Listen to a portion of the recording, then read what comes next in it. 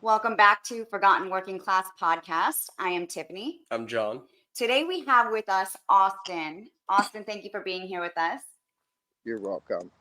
You can find Austin. Absolutely. You can find Austin on TikTok at dadlife1999. And I will be sure to drop his link also. Where are you calling from? Well, I'm from Greenville, Pennsylvania, but I'm calling from Cranberry, Pennsylvania. Okay. How old are you? I am 24. 24. Are you in a relationship? Do you have any children? Yeah, I'm in a relationship. I have 4 kids. I have a 4-month-old. I have 2 almost just about 3-year-old twins, and I have a 4-year-old. Oh boy. You are busy. Oh yeah. Get your hands full. Oh yeah. I see you have all those trees around you. What do you do for work? I'm a power line clearance trimmer. I pretty much go in, clear the trees for the power lines. We're given a certain amount of specs, and we have to meet them standards and them specs. I do climbing. I'm a bucket operator. Wow. How long have you been doing that? About 4 years. Okay. Did you do anything else before that? I've kind of been a jack of all trades. I can weld. I did a little bit of welding before this. I used to work in a mechanic shop. I've done construction, masonry. Very cool. Did you grow up in all of this? I grew up around the construction and more or less the mechanic side of things. Um, but I never pictured myself being a line clearance trimmer or even climbing trees or even getting in a bucket. Right. And you're physically climbing trees. Oh yeah, yeah. It's definitely pretty physically demanding. You got to be pretty much in shape. So, Yeah. What's the tallest tree you've ever climbed? I'd say probably every bit of 200 feet. Holy shit. Holy moly. Yeah, I have a 150-foot rope, and if you double that rope, that's the amount of length you have to come down. So if you pretty much split that rope in half, you're looking at about, I think it's like 75 foot or something like that, or 70 feet is what you have. And I've had to come down, I go up, come down, tie in, and then tie in again before I hit the ground. So. Jeez. You got to be super careful Yeah. out there. Oh yeah, 100%. I mean, some of these lines are really, really, really dangerous. I mean, Yeah. you gotta definitely be careful with everything, and you gotta watch everybody out here. I mean, everybody out here is like your brother and sister. You know, at the end of the day, you want everybody to go home to their families. That's right. Absolutely. Yep. What are you guys working on today? Oh, hold on. Alrighty. No, I can go around. Oh, okay. Okay. What was that? I'm sorry. What are you guys working on today? We're doing what's called new construction. So it's where we go in, they're getting ready to put new lines up, or they're changing. I know around here a lot we have what's called an open 3-wire secondary. So if anybody ever sees their power lines that go from the power pole to their house, it's like a wrapped 3-wire. These are literally, it's 3 wires that are just spaced out, and they're pretty dangerous. I mean, they smack together all the time. So they're just trying to update the power grid over here. So we're clearing a bunch of trees out today for the new construction of that new system. Crazy. Please be safe with those lines. Yeah. Oh yeah, 100%. Yeah. Don't touch. Do Yeah. you guys wear any do you wear any protective gloves or anything like that? So not necessarily. We're not really touching the wires, and about 90% of the stuff that we trim is it's been maintained, so it's pretty. Usually, sometimes it's pretty far back. We do have gloves for when we're using our non-conductive printer pulls, and we have there's a fiberglass rod that sits on the end of our printer pull when we're pruning, so that obviously if it becomes electrocuted, it doesn't complete a circuit. It stops that circuit so that it does not transfer to you. But along all that, you have to keep the tools clean. You can't have them covered in, the bottoms covered in dirt. I mean, you you got to make sure these tools are your lifeline out here. So you got to take care of them. Absolutely. Yeah. At least you recognize that and, never forget that. That's so your 100%. life. So you've been doing this for 4 years. You work a lot, I imagine? Oh yeah, I've been as far down as Puerto Rico, and I've been as far up as Rhode Island and New Hampshire. Wow. Okay. So you're on the road with your company? Not necessarily. I've been with a few companies here and there. When I first started out, I had an old timer tell me, you work for one tree company, you'll work for them all eventually. I've had ones change directions, and they'd go from my hometown. I always try to go with a company that's a little bit closer to home, that has steady work throughout the years. But I mean, obviously, throughout the years, everything changes in the matter of a drop of a hat when it comes to line clearance. I mean, one week you could be trimming 20 minutes from your house, the next week, or we'll say a month, you could be trimming an hour away from your house. So I Yeah. try to stay pretty close to home, especially with all the babies. I don't really like traveling a lot. Yeah. But I mean, I went down to Puerto Rico. The company that I was working for sent me down to Puerto Rico to train some guys. They actually had a division over there. Their power grid is super, super, super outdated over there, and it's just they needed a lot of guys that were experienced to go down and train their green guys down there, so that everybody stayed safe and all of that. I've went on about 3 or 4 major storms. This past Christmas, I actually had to do Christmas early with my kids, and I spent Christmas in Syracuse, just a little bit above Syracuse, New York, and then about a month later, in January, end of January, beginning of February, we were up in Rhode Island and New Hampshire. We were up there for them 2 major. We actually had like 3 or 4 major storms up here Wow. towards the middle to end of winter. So I went out on all of them. I've been down in Florida for a hurricane. So What's where we're at? Yeah, come visit us. my parents actually live in Jacksonville, and I actually went on a fishing charter here back in May out of Tampa. Okay. Yeah, Tampa's like 3 hours from us. Yeah, we're in West Palm. Very cool. How cold is it where you are now? It's probably about 50, or it's probably low 50s.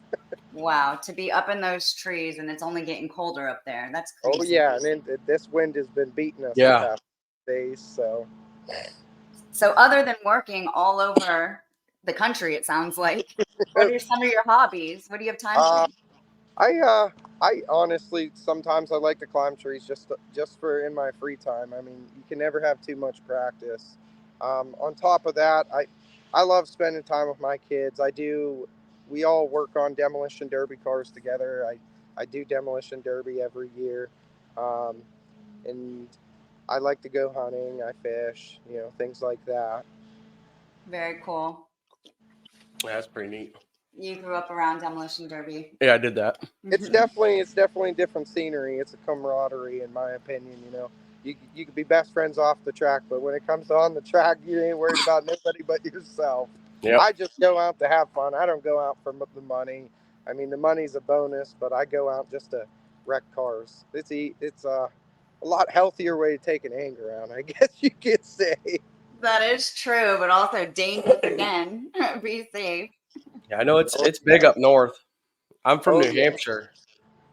That's where I was born, and the town I'm from, that's all they do is demolition I derby. actually know a gentleman from New Hampshire that is pretty big in derby. I can't remember his name. Um, I've met him a couple times at a couple of our local shows, our bigger local shows. He comes down, so. Very cool. So we like to kind of ask for all these different tradesmen, do you have any advice for the younger generations who want to get into this? I guess I mean, like I said, I never thought I'd get into this in a million years. It was the height of COVID. I needed a job. I had got laid off doing block work and cement because of the winter time. if there's any advice that I can give people is if you're going to get into the industry, be a sponge. Absorb everything, the good, the bad, the neutral. You can never have too much information. And just, I mean, a lot of people say them old timers are unsafe, but they have a lot of super good advice when it comes to doing tree work. And just, look out for your own guys on your truck. I mean, whether it be on your truck, at your lot, on your crews. I mean, everybody. I've always had a motto since I started. Everybody out here is your brother or sister. You got to be a brother's keeper. At the end of the day, if everything goes wrong at work and everybody goes home safe, it was a good day. That's right. Absolutely. Still a good day. We're worried about these younger guys. Social media is everything these days. Everybody's on their phone. I mean, no offense, you're on your phone out there. No, but, I understand. So we want to make sure everybody remembers you can never be too safe. And yes, look out for each other's backs at all times. Yeah. So yeah, do you have any questions for John? I actually was I've been following your guys' TikTok page here for a little bit, but what happened with you? Like, So I was how did your whole situation go about? electrocuted. I took 4160 to the top of my head. Oof. It exited the back of my neck. I was a miner. I was working on massive earth moving machines, and they all run off of 4160. The ones I worked on, there weren't diesel or anything like that. And under one of the machines is where I was, inside where high voltage comes in. Mm-hmm. And then I woke up out of a coma at the hospital, and they said that you were electrocuted. And my first response was that I have to get up and go to work. I'm going to be late. Yes. And they were like, no, you're not going anywhere. And I was like, no, you don't understand. My boss is going to fucking kill me if I don't show up. And they're like, you've been out of work for already a week. And I was like, what? They're like, yeah, you've been in a coma for over a week. And I was like, okay, I guess I'm sitting in the hospital. So it burned all the skin, all the flesh off top of my head. My skull was all exposed. They they took my lat muscle out of my left side of my back, put that on my head, and it shrunk down within 6 months. Where the electricity hit my head right here, I have a hole in my skull now. It absorbed itself after about a year out of the hospital. So yeah, stay away from those power lines. Yeah, that does not sound fun. I actually had an incident. It was back in July. I was out mowing my grass, and my little boy come running out of the door. Out of nowhere, he decided that he was gonna run at me, and I think he had stepped on a garter snake. I have no clue what it was to this day, and he's pretty clumsy. He's a little chunky, almost 3 year old, so he was running pretty fast, lost his footing, and almost went into the push mower where the blades shoot the grass out. Oh, God. And I went to go pull the mower back, and I fell into his kiddie pool. So I ended up I ripped my nail off my big toe, and my second toe in is amputated about right a little bit after the first knuckle. Jesus. Oh yeah, and I'm still out here climbing. Yeah. That's crazy. I went through. I didn't do no therapy. I went through. I was sitting at home for like 2 months, and I was like, I can't do this no more. I told the doctor, I was like, we gotta figure something out. Yeah, sitting at the house kills you. Oh, it does. It's God. brutal. You want to do stuff, and you go whether you're struggling financially or whatever it may be. I know. Props to my woman at the house, because she kind of held down the fort. She took care of me. She changed my bandages. I mean, I don't know where I would be without her.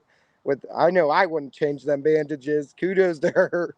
But Yeah, she yeah, did. your own bandages. She did all of mine. I still have yet to look at my big toe. I've seen the one that they partially amputated, but I have yet to look at my big toe. It'd probably take me a little bit. I did it all with very, very, very minimal. They the country nowadays, they try to push a lot of pain meds and stuff on Oh you, yeah, but I managed most of it with ibuprofen. that's good. That's incredible. But it's definitely a big transition back into work. There's mornings where I wake up in this cold. They said that I could have arthritis within a year. Um, the cold is definitely an antagonizer to it all. Um, and I don't know. I just couldn't go to another industry. I told myself I wasn't going to stop. It wasn't going to stop me, and I'm still back out here doing it. So. Hell yeah, that's awesome. Definitely inspiring and such a good dad that you saved your son. Oh my Well, goodness. yes. I would much Oh, rather, with the given situation of everything that happened, I called an ambulance and the ambulance wouldn't even give me an ETA. And I was like, listen, you know, we're just driving me. And my girlfriend got in the car and took me straight to the hospital. And I could not only imagine what that lawnmower would have done to my boy. So if it Absolutely. yeah, took me losing a little bit of a toe, then I'm all right with that because my yeah. boy's still. So. Crazy. Well, we're glad, that you Wow. have a good outlook on it and you're still able to climb. That's incredible. Oh yeah, it's definitely a. It didn't really take a lot of my balance away or nothing. They say when you lose part of your big toe is when you Yeah. have your big toe and your pinky are more or less your balancing bones. Um, so I was fortunate to keep pretty much all of my big toe, a little bit of my flesh, and a chunk of my bone come out with my nail. But I think I ended up walking away with about 30 stitches. So, and Ouch. my big toe, I guess, was like double or triple the size of what it normally should be. So, I Oh my actually think about a week after that accident, I was on crutches sitting at a Jelly Roll concert because I wasn't going to let anything hold me back. Hell yeah. Don't even say that. He wants to see Jelly so bad. Oh my, that was the best concert hands down. And I've been to plenty of concerts. That was one of the best concerts that I've ever been to. I would love Brantley to meet Gilbert Jelly. actually made a surprise appearance there when we, Who? Brantley Gilbert. Oh, really? Oh The man. country singer. Yeah. Oh yeah, it Yeah. was a very, very, very good concert, and I would go back in a heartbeat. And it was worth being there for. I think we sat in line on the interstate, and it's only about an hour away from my house. Is the stadium or the pavilion or stadium where they had it. We sat in line for probably a good hour and a half, and by 10 o'clock at night, I mean, we were in there at like 6. By 10 o'clock at night, there was still they estimated over 2,000 people still waiting on the road to get in. Oh my Wow. Had god. it packed. There was over 23,000 people in the stadium. That's That's wild. incredible. Well, all of his shows are Or sold sold out. out. hmm And I think I paid like $50 a ticket when they first booked that, and I was all ecstatic because like a week later they went up like 3 times the amount. Yeah. He's blowing up. Yeah, he He's is. unstoppable. Oh Yeah, yeah, I've listened to him for a long time. He got you through a lot of stuff. I've Yep. listened to him since he made one of his first couple songs Yep. that one they filmed. Oh, that was way back when. Yeah, So like he's 10 definitely years come ago. up over the years, and I mean, even him, he has a pretty inspiring story. Yeah. Absolutely. Yeah, I like him. I like Struggle Jennings. Oh Struggle yeah, Jennings, his story's pretty crazy too. oh yeah. He actually he just said that his one oldest he's sending her off to college. So, but at the concert that we went to.